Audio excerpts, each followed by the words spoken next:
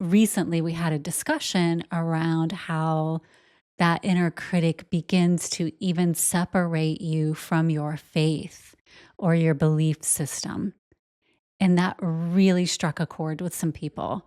And I want to dive into it and answer why we, as our parent organization, the Heart Leader podcast is brought forward by Suivera, which is an all faiths organization where we use love as the common language to kind of bring us all together. Love unites all of us through that energy. And the question really is, so what does silencing your inner critic have to do with faith? And we say everything. And when we explained it, everyone was like, oh, so I think we need to do that here too, because that does then ignite the heart and bring heart leaders forward to create that space for our hearts to communicate with our minds. When we talked about it, what were some of the key things that you were like, yes, this we need to talk about. This we need to talk about on the podcast. Number one is separation. Now more than ever, the statistics around loneliness and separation, division, these are things, stress, anxiety, fear, in a world that's so seemingly connected, there's a lack of connection, right? And so that's a big, big issue right now. And I feel like this illusion of separation is a massive part of what's creating this feeling of alone. It's just, yeah. I mean, I'm just when I'm looking through kind of on articles on a day to day basis, I'm just shocked by the statistics around loneliness and how people just of all ages are feeling lonely. And it's just, it's just it hurts my heart. It's really sad. And so I feel like the inner critic is a massive part of that.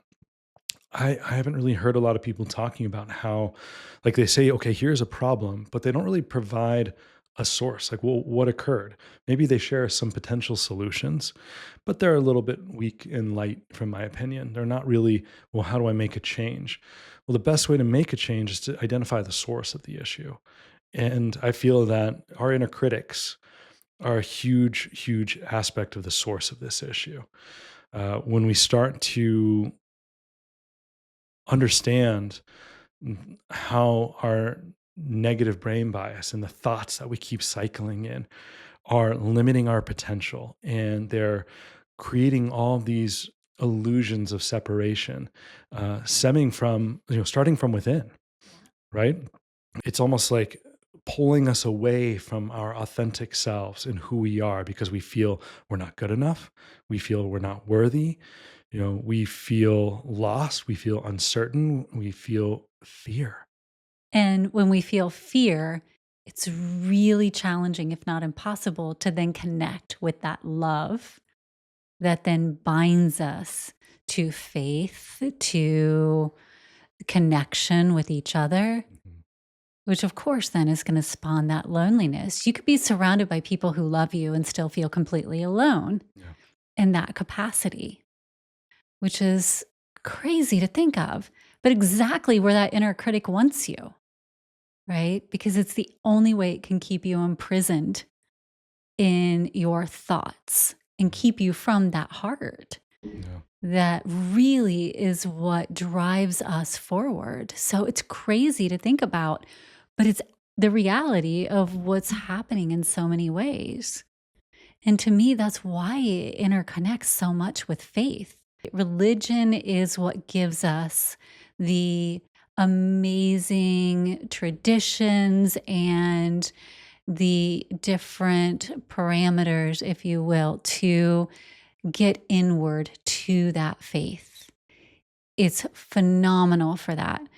But the faith is what we utilize to connect to whatever it is that is bigger than ourselves, that includes me, but includes more than me, right?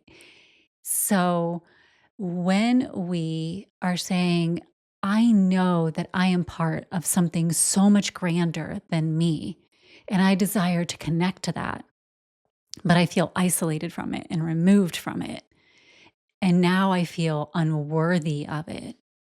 And I feel unloved by myself and unloved by it, whatever it is. Then of course I can't even begin to process whatever the religion is telling me if I'm taking part in a religion. I can't begin to soak in the fact that others could love me because I can't love myself. So, how could you love me? And of course, how could a God or source or any other being that I would feel is the whole of creation love me?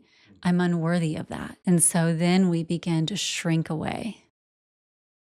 And there has to be a way to begin to really deprogram that and have what we're calling that inner champion rise up, right? And begin to say, no, I'm not staying in this prison anymore.